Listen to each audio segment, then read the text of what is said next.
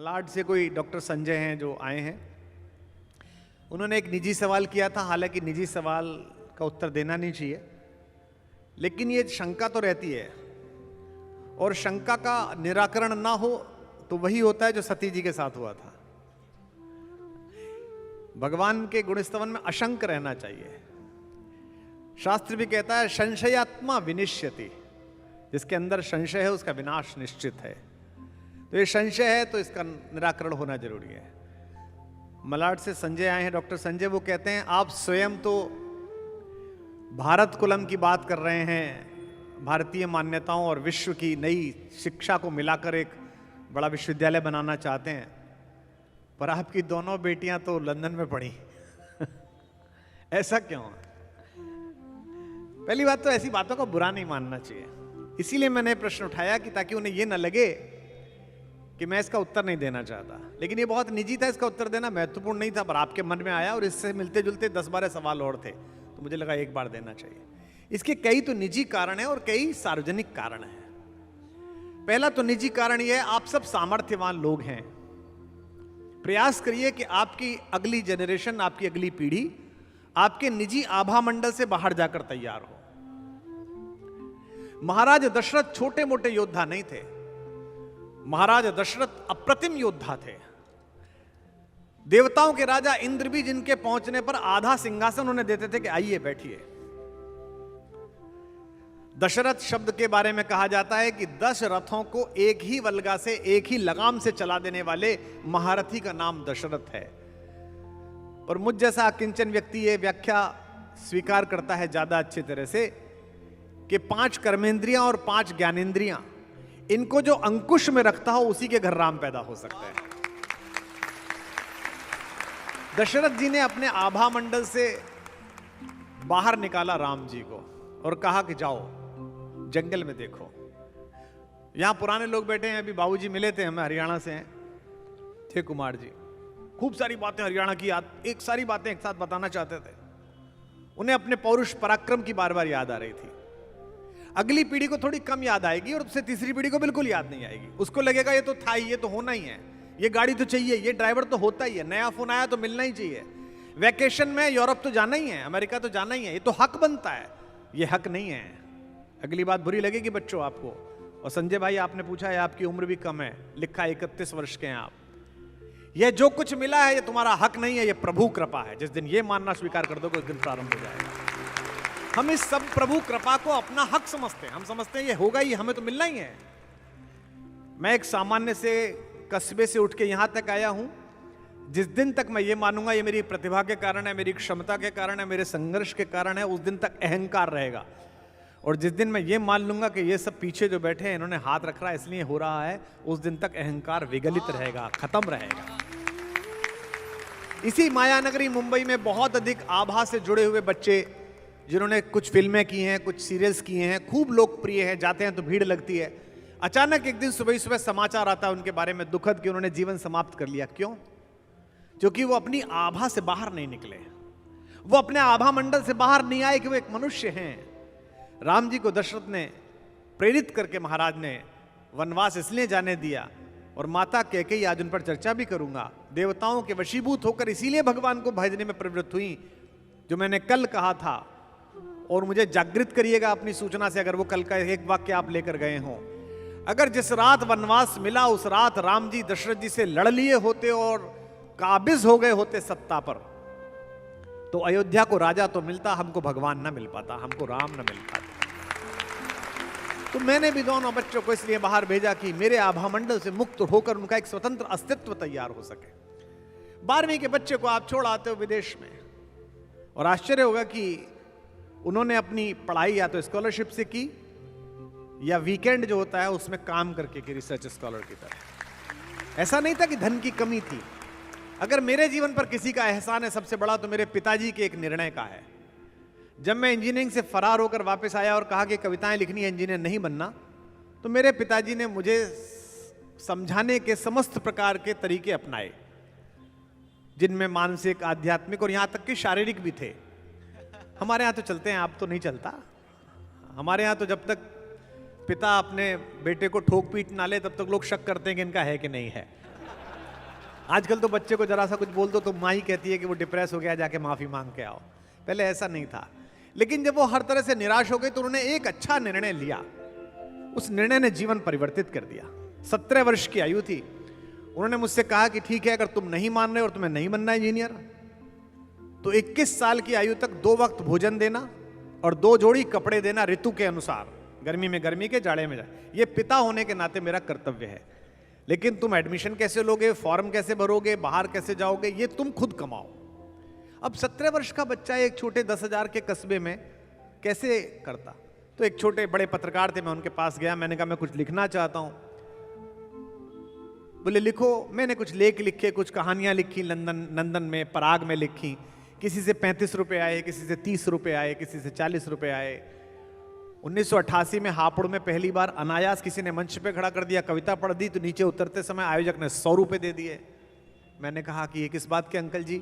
बोले बेटा ये तुम्हारा किराया है। मैंने कहा मेरा तो 2 रुपए लगा है। बोले नहीं नहीं, ये इनाम होता है। वहां कई लोग सुनने आए थे आपकी तरह।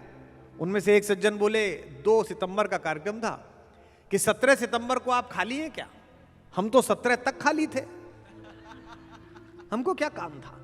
बोले 17 को खाली हैं तो 17 को मेरठ आ जाइए, कितने पैसे लेंगे? अब हमें पता ही नहीं था। बोले आप चिंता मत करो, अच्छा देंगे, अच्छा देंगे। और चल निकला। जब तक आप स्वतंत्र जंगल में नहीं जाएंगे, जब तक आप हम क्या कर रहे हैं, जो कष्ट हमने सहे हैं उन्हें हम बच्चों को नहीं देना चाहते। हमने बचपन में जो चीजें सही हैं उन्हें हम बच्चों तक नहीं पहुंचाना चाहते। तो पहला निर्णय तो डॉक्टर साहब जिन्होंने सवाल पूछा है उनसे मैं बता दूं, पहला निर्णय तो इसलिए कि मेरी लोकप्रियता के कारण भारत में जो उनके लिए सहज संभव नहीं था, ट्रेन में चलना, वो जो अंडरग्राउंड होती है लंदन की, जिसका ऑयस्टर कार्ड बनता है, उसमें जाना, लौटते में मैस में खाना खत्म हो गया है तो अब क्या करना है। यानी कि खाना खत्म हो गया है तो आपको कल से पता चल जाएगा कि आपको इतने बजे तक मैस पहुंचना, नहीं तो भूखे सोगे। घर में संभव नहीं है। घर में तो 11 बजे आए तो माँ का कलेजा बाहर खुद बना दे हाथ से, और माँ ना हो तो पिता बना दे हम जैसा।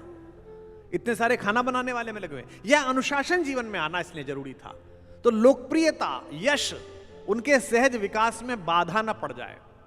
तीसरा, वो जिस विषय में जाना चाहते थे भारत में उसका मानक संस्थान नहीं था।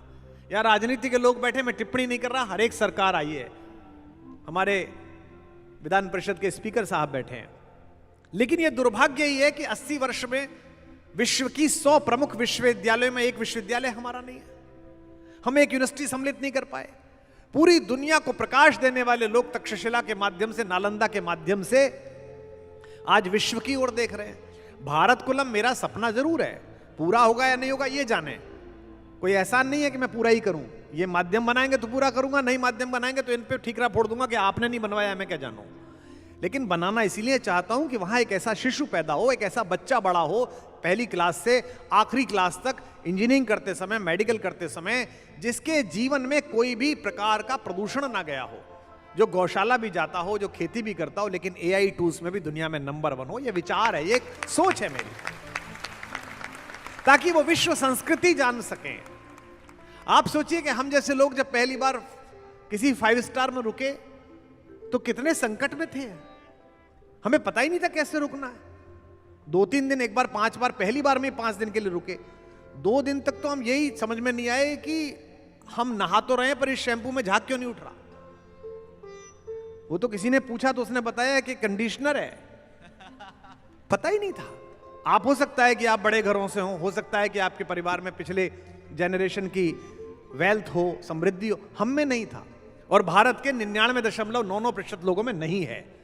इस देश के शीर्ष पर जो 2 लोग बैठे हैं, एक महामहिम राष्ट्रपति के रूप में हमारी बड़ी बहन बैठी हैं, एक देश के प्रधानमंत्री के रूप में बैठे हैं, वो किसी बड़े खानदान से नहीं है, वो पुरुषार्थ से वहां पहुंचे हुए लोग हैं, अपनी तपस्या से वहां पहुंचे हुए लोग। तो इसलिए कि वो विश्व संस्कृतियां जाने, वो दुनिया के लोगों से जाने की कैसे। मैं विनय को बहुत आशीर्वाद देता हूं कि उससे मैंने पिछली बार 1.5-2 वर्ष पहले कवि सम्मेलन में कहा कि अपना वजन घटाओ, और उसने अपने आप पर मेहनत की, श्रम किया और एक अपने आप के स्वास्थ्य को ठीक किया। लेकिन आजकल के बच्चे ये नहीं करने देते। मेरी बेटियां कह देती हैं, अगर मैं किसी से कह दूं, अपने ही परिचय में किसी से कह दूं भाई पेट निकल रहा है, तो वो मुझसे कहती हैं ये नहीं कहना चाहिए, बॉडी शेमिंग है। मैं धीमे धीमे ग्रेजुएट हुआ, इसको स्वीकार करने में क्या दिक्कत है कि मुझको नहीं आता था, मैंने सीखा। चाहे वो बेटियों से सीखा, चाहे पत्नी से सीखा, चाहे किसी से सीखा, क्या फर्क पड़ता है इससे? हमको नहीं पता था क्योंकि हम विश्व संस्कृतियों में गए ही नहीं थे। गर्मी के पर्यटन का मतलब मामा का घर था। बहुत हुआ तो मामा के घर चले जाओ, चाचा के घर चले जाओ। यह जो दुनिया भर में वो बच्चे गए तो उन्हें पता चला, और ये मैंने नहीं किया, ये पहले से होता रहा है। तक्षशिला पढ़ने के लिए, जो टैक्सिला आज पाकिस्तान के कॉर्नर पर है, वहां कौन गया? पटना का एक लड़का गया, चंद्रगुप्त। पढ़ाने कौन गया? मगध का एक आचार्य गया, कौटिल्य, चाणक्य। वहां और कौन पढ़ने आया? मलेशिया का राजकुमार, मलय देश का राजकुमार सिंघरण। आपको शायद पता नहीं होगा, ये दोनों ही चाणक्य के शिष्य हैं, सिंघरण और चंद्रगुप्त। और जब भारत पर यवनों का हमला हुआ तो चाणक्य ने सिंघरण से कहा कि तुम मलेशिया वापस लौट जाओ, इस देश में अराजकता हो गई। क्या अद्भुत बात मुझे याद आई, भगवती ने कृपा कर दी, गुंजा देना इस मैदान को सिंघरण के स्मरण में। सिंघरण ने आचार्य चंद्रगुप्त से कहा कि आचार्य, जन्म दो तरह का होता है, एक शरीर का और एक ज्ञान का। मुझे शरीर एक मलय माँ ने दिया है, मलेशिया की माँ ने, लेकिन मेरे ज्ञान का जन्म भारत ने दिया है। अगर भारत पर संकट है तो सिंघरण जाएगा नहीं, यहीं लड़ेगा। और इतिहास गवाह है कि सिल्यूकस की सेनाओं से लड़ते हुए सेनापति सिंघरण शहीद हुए, इसी देश में शहीद हुए। इसी देश के लिए उन्होंने जान दी। वेनसांग चीन से भारत पढ़ने के लिए आया। वेनसांग के गुरु कौन थे? यहां जैन समाज के लोग बैठे होंगे, मैं उनके चरणों में प्रणाम करता हूं। आचार्य शीलभद्र, जैन संपदा के बड़े आचार्य, वे हिंसांग के गुरु थे। नालंदा में रहकर पढ़ाई की। आद्य शंकराचार्य जी हमारे पूरे देश के गुरु बने, पूरे जगत के गुरु बने। एक वाक्य बोल रहा हूं, जिन्होंने सवाल निजी पूछा, भारत से बाहर पढ़ना बुरा नहीं है, भारत से बाहर पढ़कर अपने देश को बुरा समझना बुरा है। बस ये एक अंतर समझिए। वो बच्चे बाहर पढ़ने गए, लेकिन भारत वापस लौट के आए, अपना व्यापार किया, नौकरी की। छोटी पुत्री किंग्स गई पढ़ने के लिए न्यूरो डेवलपमेंटल साइंसेस में, फाइनल ईयर में थी। तो हमारे देश के यशस्वी प्रधानमंत्री जी ने पूछा कि वहीं रहोगी कि भारत आओगी? ने कहा नहीं, भारत आएंगे। आ गई भारत, काम कर रही हैं।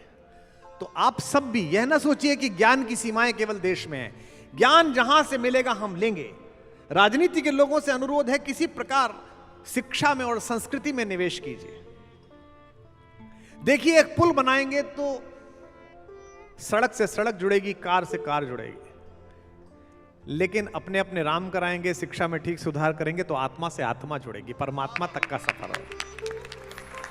भगवान राम ने भारत भर का भ्रमण किया, ऋषियों के आश्रम में गए, शिक्षा लेने के लिए गए। महर्षि अत्रि के यहां गए, भरद्वाज ऋषि के गए, महर्षि शरभंग के यहां गए, सुतीक्ष्ण जी से मिले, अगस्त्य जी से मिले। राम का वनगमन एक राजा की यात्रा नहीं है, एक ऋषि संस्कृति की रक्षा के लिए गए हुए एक तेजस्वी पुरुष की यात्रा है। लक्ष्मण जी ने पूछा था राम जी से, जो मुझसे सवाल पूछा है हमारे डॉक्टर संजय जो मलाड से आए हैं, ऐसा ही सवाल लक्ष्मण जी ने पूछा था राम जी से कि हम तो वन की यात्रा में हैं, हमें ऋषियों क्या क्यों बैठे रहते हैं बार बार? आप इतने पूरे पूरे दिन बैठे रहते हो, ये अपने शिष्यों को पढ़ाते रहते हैं, आप हाथ जोड़ के बैठे रहते हो, इससे क्या मिलेगा भैया? राम जी ने कहा, जैसे सूर्य हमसे लाखों योजन दूर है, उसकी अपनी ऊष्मा है, लेकिन जब हम शीत ऋतु में, जाड़े की ऋतु में सूरज के बीच बैठते हैं तो इतनी दूर से भी हमें ऊष्मा प्राप्त होती है। ऐसे ही ज्ञानियों के पास, संतों के पास, सत्संगी लोगों के पास बैठने से चाहे पूरी बात समझ में ना आए, लेकिन एक सकारात्मक ऊर्जा प्राप्त होती है। जो देश निरंतर प्रकाश की साधना में रत है, जो देश निरंतर प्रकाश की कामना में लगा हुआ है, वो भारत है। इसीलिए कहता हूं, एआई के खतरे बढ़ गए हैं। पहचान में नहीं आ रहा है कि आदमी को शेर सचमुच उठा के ले जा रहा है कि नहीं उठा के ले जा रहा है। रोज रील देख रहे हो आप, ये एआई माया है, लेकिन इससे कोई लड़ पाएगा पूरे विश्व में तो केवल भारत लड़ पाएगा। अकेले इसी देश के पास यह शक्ति है। और आखिरी बात के अगर अगला प्रश्न लेता हूं, ज्ञान कहीं से भी मिले वो हीरे जैसा है, मणिदीप जैसा है। रावण तो इस राम कथा का विलेन है, खलनायक है। उसकी नाभि में तीर लगा और हे राम कहकर पृथ्वी पर गिरा, तो सबसे पहला काम मेरे सरकार ने क्या किया? सबसे पहला काम यह किया कि लक्ष्मण से कहा अभी इसमें प्राण शेष हैं। और ये बड़ा नीतिज्ञ है, इसने बहुत योजना के साथ लंका बसाई और इसे चलाया है, जाओ इससे ज्ञान लेकर आओ। कौन भेज रहा है? मर्यादा पुरुषोत्तम राम। किसको भेज रहे हैं? प्राणों से भी प्रिय छोटे भाई लक्ष्मण को। किसके पास? अनीति अनाचार के प्रतीक रावण के पास। लक्ष्मण जी गए, रावण के सिर के पास खड़े होकर कहा, मैं महाराज दशरथ का छोटा पुत्र, राम जी का छोटा भाई लक्ष्मण आपको प्रणाम करता हूं महाबली, हमें राज्य चलाने का ज्ञान दीजिए। रावण बोला ही नहीं।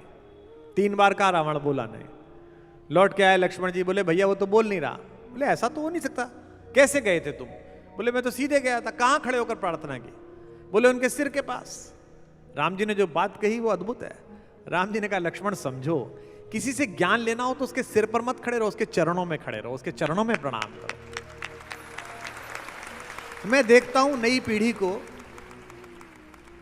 बड़ों के पैर छूने में कितना संकट है। एक तो पैर भी नहीं छुए जा रहे हैं, घुटना छुआ जा रहा है वो पुष्पा वाला,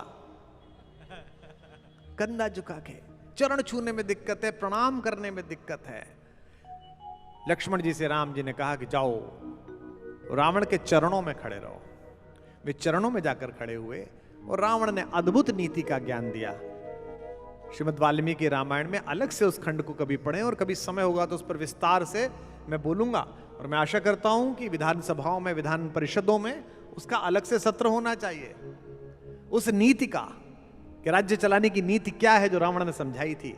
तो मैं आशा करता हूं कि हमारे मित्र ने जो प्रश्न पूछा था उनको इसका उत्तर मिला होगा, लेकिन उन्होंने हजारों लोगों के बीच में एक शंका मन में पैदा हुई, उसे कहने का साहस जुटाया। इसके लिए मैं उनकी प्रशंसा करता हूं और इसके लिए आप भी तालियां बजाकर उन्हें शुभकामना दीजिए कि सवाल होते रहने चाहिए।